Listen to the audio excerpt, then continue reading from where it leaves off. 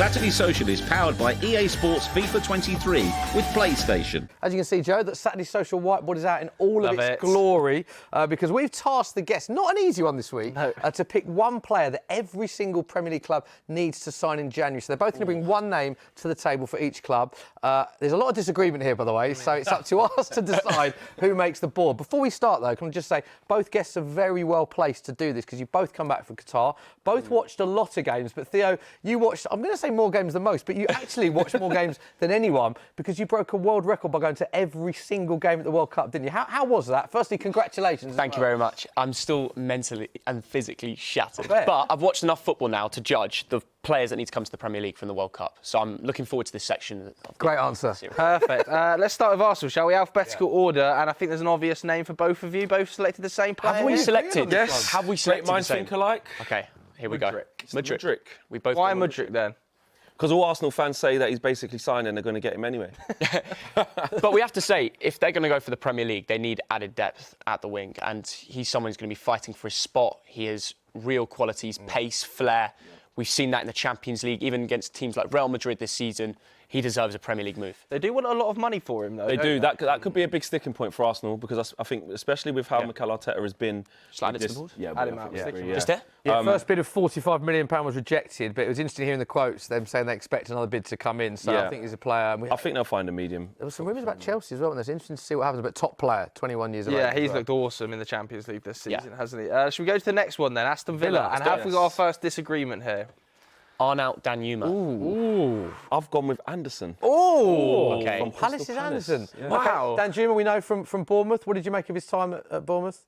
Well, not just Bournemouth, Villarreal, and his time with Unai Emery, the current manager, who should bring in a winger, the position that Villa need. They need wide forwards. I think he's the perfect role. Absolutely. You see the way they play. They need more wingers coming to the second half of the season. I think he's got the pace and he's proven it in the he's been at Bournemouth, he's had a good season, but he's proven it in the Champions League. He's had great moments. Do you know what? In terms of, how much he fits, especially with Unai Emery being there, I mean, the only out-and-out wide winger they got, probably Leon Bailey. Yeah. And you look at Buendia, not quite it. Coutinho's not quite there. So I understand that, but I'm just looking at the back, and Anderson, I think, is absolutely brilliant. I think he's composed on the ball, he's good in the tackle, he's good in the air. And I look at Villa's centre-backs. Mings has done OK, and he's reasserted himself back after the Gerrard situation. Konsa, I'm not 100% sold. I think if you bring this guy in, I think that would really solidify them. Some coup, wouldn't it? To get off Palace, who are like competing. Level. He's on a long-term contract at Palace. Probably not. Flex, I don't think that's realistic. I think Joachim Anderson's got good time at Palace. He's got years to go. This is probably a better smashing fit. it. I think for a fit. Do we put Danjuma on because of the hopefully Villa fans will agree with that. Don't forget they've got Diego Carlos to come back as well. Yeah, that's true. Yep, absolutely. Oh, maybe a bit closer, that'll maybe. do. Let's go to Brentford then, who, both of you guys, I believe, are suggesting a striker option following Ivan Toney's, suspected injury last night where he was stretched off. It looks like it could be a bad one, doesn't it? So who have you gone for? I've gone for Victor Gyökeres from Coventry City, proving it in the Championship, having a great record.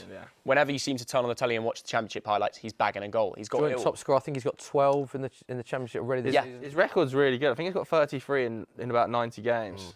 He's due a Premier League move now, ex-Brighton, of course, so be ready, hopefully, to take the step up.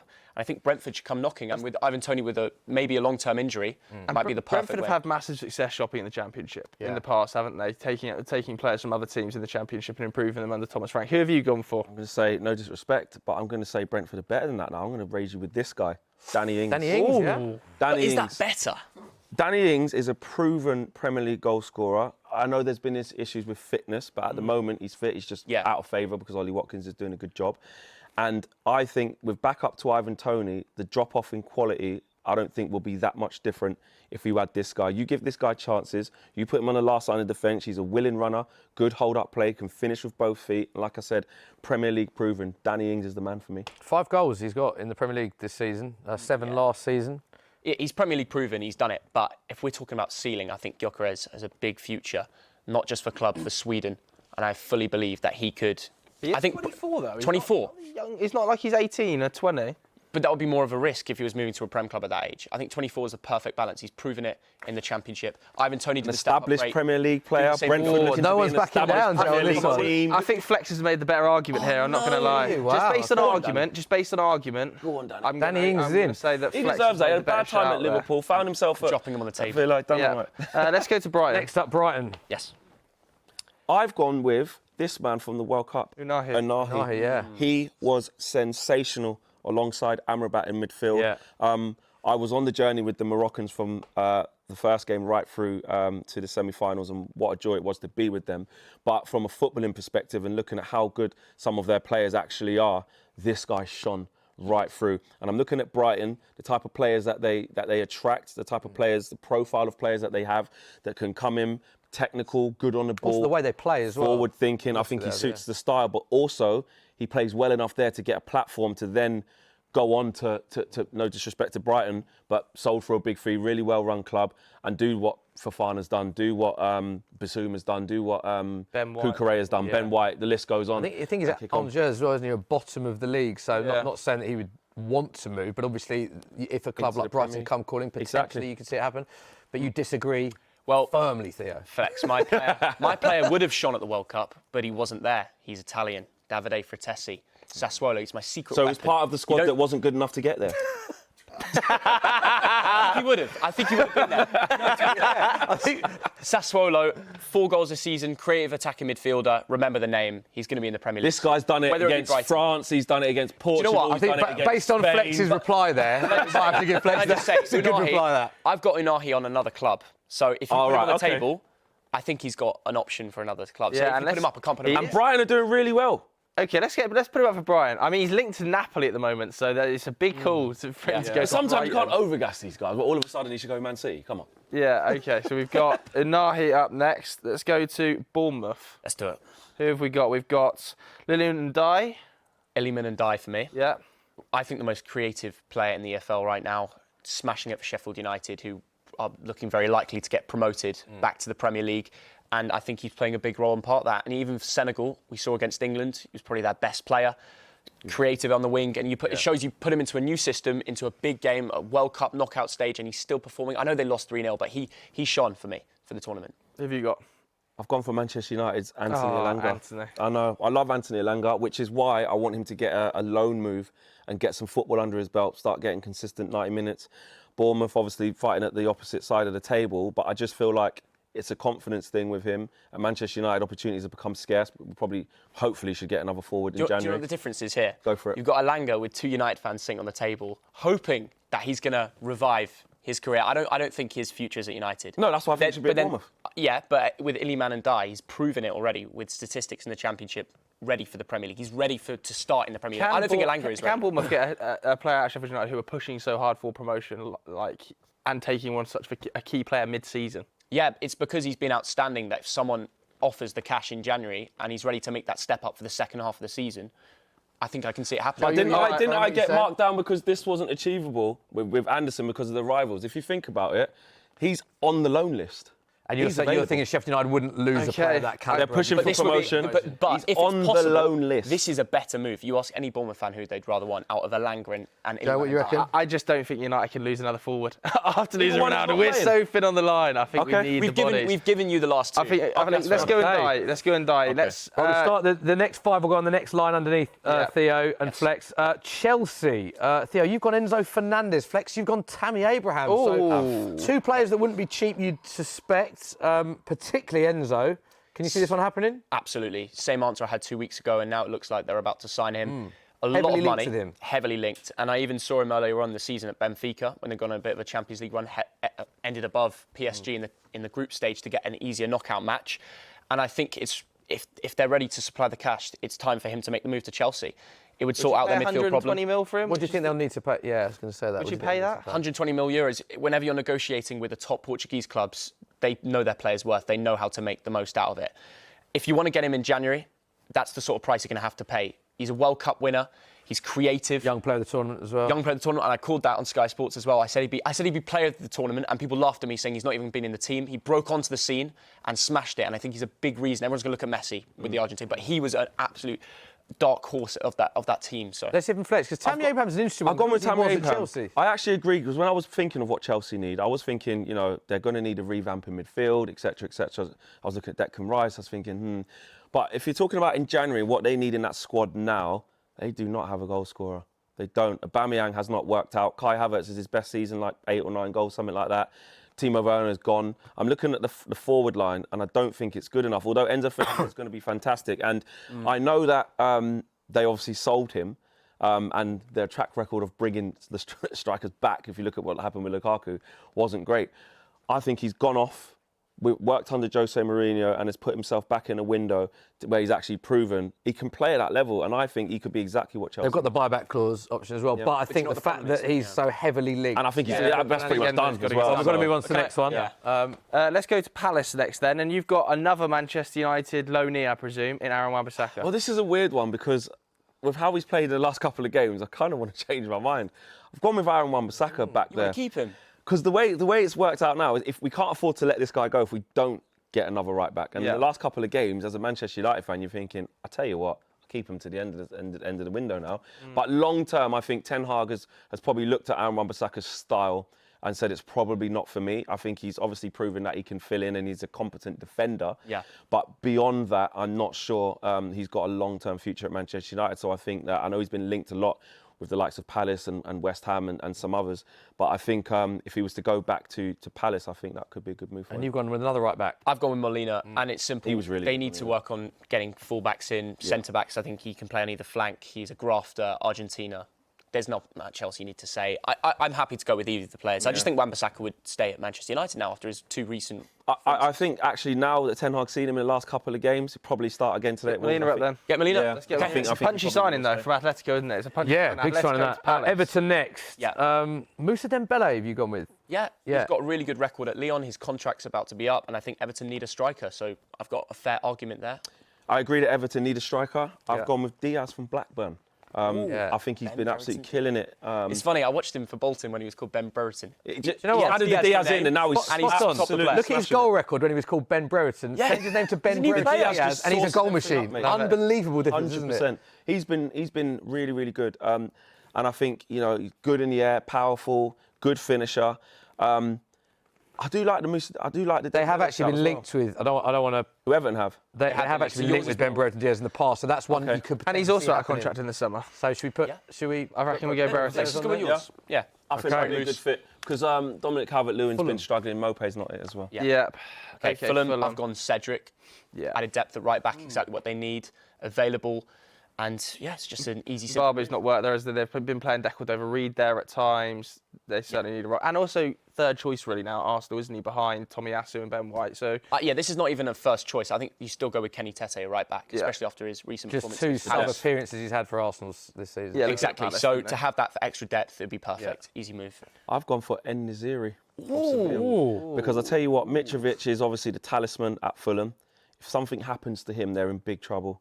I think this guy is fantastic. Obviously, watching him in the World Cup, you would have done the same as well. Yeah. I thought he was really good. Is it achievable coming from Sevilla? En-Nesyri wants to start every game. Yeah, and exactly. If he's a backup to Mitro, I don't think it's realistic. But even if they was to change and go with 2 up front, how devastating would that be? I actually think this is 2 decent shouts. If we're having to pick one, I'm looking at what is more achievable, and you'd probably say Suarez has probably said it's more achievable. So just stick him up. Yeah. Right, moving on to Leeds. Theo, you've got Marcus Thuram. Now, this is interesting because he's been linked with a lot of players. We saw him at the World Cup as well. So do you think this is an achievable name for Leeds to get higher than that? I think Leeds can attract the biggest names. They're a massive football club and they need a goal scorer.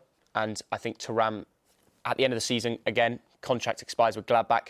Loads of clubs going to be interested. Get in there early. There'll be a lot of clubs in for him, won't there? 13 goals and 17 appearances for Mönchengladbach this season. 5 sub-appearances for France at the World Cup as well. And he was great in those. There'll be a lot of clubs in for him. I think, like some of maybe the other targets I've had, when you go in there an echelon above, Leeds that may not even be in a division. I honestly think that he could fit there, but I think he's better than that. And he's surely going to want the next step, Champions League. Who have you gone with? I've gone with Jed Spence. Oh, have you? I've gone with Jed Spence. Obviously hasn't worked out well at Spurs at all. I thought he was fantastic at Forest, absolutely brilliant. You look at his style of play, absolutely at it. He is direct. He is up and down. It's the question of what they need, though. What position do Leeds need the most? Would that be a loan move, do you think, though? You wouldn't think Spurs would sell it? No. I'm thinking of a loan. I'm thinking of a loan. Yeah, it's probably more realistic, but I still think Leeds they need a goal scorer. They need a goal scorer if they want to stay up. Rodrigo. What do you think, Joe, is more realistic out of the two? I think this is probably more realistic. That's more realistic, they need that's probably a better area of the pitch. So I think if we go, it's very unrealistic, but it's punchy. So let's go with Marcus Thuram. You never know. Okay. Big striker. It would be exciting if he It would be very, very exciting to see him.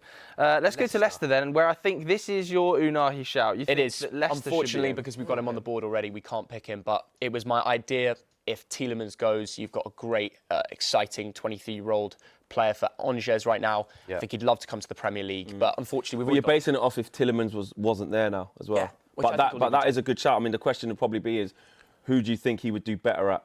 A Leicester side in its current state now, or a Brighton side in the ascendancy? Which one? The advantage is you've already got him on the board, Flex. So you've got an advantage with this one. You've won. What is it? Livakovic. Oh, great. To be fair, that's a really good option. They lost Kasper Schmeichel. Great World Cup. And fantastic. Ward has just been really below par. Croatians still don't like Livakovic. I don't understand why. I think it's with the ball at his feet. There's a lot on this. Still better than Danny Ward. Absolutely. Two penalty Danny Ward shootouts prior to the World Cup, do you want to point out, did have 5 clean sheets in 6 games. He was much improved, but I do agree. Need a long-term solution. Okay, let's go with Liverpool. I think we can rattle through this one quite quickly. Now, you've both gone Jude Bellingham, we all agree is a world-class talent, phenomenal World Cup. January, though. But is that realistic in January? Because they have to stump up a lot of money. It's not, but if there's one player that Liverpool need, they need a midfielder, they need energy. It's very simple. And because they've got Gakpo as well, they've already signed one. What a player, though. So you think great just save the money effectively 100%. and spend it on Jude? Also, we don't have another magnet, so we've got to go. Yeah, okay. Go with that one. Man City. Theo Hernandez. You did go with him? Yeah, we did. Yeah. One position they could invest in is having more depth at fullback. And to see him at the World Cup, he got absolutely destroyed by Saka. But he learnt from that. It was an experience. And after that, he got to the World Cup final. And he was excellent. And he has been with Rafael Leao on the left flank for AC Milan. It's beautiful to watch. But they've also, the emergence of Rico Henry at right back has kind of shuffled João Cancelo over to left back. Do you think they need another left back as well? Look, with Rico Lewis breaking onto the scene, it's difficult. But I still think when you're Man City, you want to win a Champions League, you want to be the best, you need to buy the best. And he's probably the best available left-back in the game. I agree with that, and especially because he's an attacking full-back. In the mould of Manchester City, he might be a little bit suspect defending, but I think if he was in a Pep team that's on the front foot, he could play second fiddle to the likes of Cancelo or Walker. And again, not a January signing, though, surely, with Milan pushing. Probably not. They'll probably hold on to him for as long as they can. Yeah. Milan look much better now. They can hold on to players and have save a bit the more money for leeway in negotiations. Okay. Let's go to United then, I guess. Manchester club to the other. I think you agree on this one as well. Never wanted Gakpo anyway, mate. Never wanted him anyway. This is a question for you, though. Do you really think João Felix is the answer to your centre-forward problems? Probably not. To be honest, if you're talking about attainable, 8 million loan fee is being proposed with no obligation to buy as well. It would be the perfect short-term fix for Manchester United. It's whether there's enough money in the kitty to do it. Don't get me wrong, is he a thoroughbred, out-and-out number 9? No, neither was Gakpo when we was in for him. He's predominantly on the left. He's a multifunctional player. When we played against Atletico Madrid last year, he absolutely destroyed us. And I met him afterwards and took a picture of him. He's a nice lad as well. Stick him in. For that reason, get him on. Newcastle up next, I believe. What a season there. Are we looking in the midfield area potentially here? here? We're going realistic. Yes. Both going for Leicester players. This is realistic as well. They wanted him in the summer. 2 bids, knocked back. James Maddison's probably looking at it now thinking, I've done all I can here. Can you let me go? Now, Leicester, don't get me wrong, would almost be insane to let either of these two go at this stage where they're at. Their best business in the summer was actually keeping hold of the likes of these types of players. Do you know what the problem is? But something's got to give. Does he pass a fitness test in January? Yes. Who, Maddison? I think he's back in training next week. Yeah, he passes after the game. Even if he's carrying he was expected to be fit for the World Cup and he wasn't. It was an injury that reoccurred, and that's your problem. Will he pass fitness test? This is a realistic option. Tielemans clearly is looking to go. Newcastle are already ready to take it. It would add depth. He's creative. He's perfect for that Newcastle style of play. Here's the thing. He right, but not more than Maddison, because I think if you look at Bruno Guimaraes, if you look at Joe Linton, if you look at Willock, these types of players, hard workers and stuff, but you're talking about X factor, goals and assists up, just on the board. When Isak comes back, you got James Maddison in there. I think he's better than Tielemans. I think they're two decent shouts. I would say if we've got to make a decision, the fact that they have been heavily linked with Maddison in the past would probably just give him the edge to put him on the board. Go on, Flex. Do the honours. We'll move on to Nottingham Forest. Now, Flex has got no one for this because their badge. They don't need anyone. They do not. They need to make sure.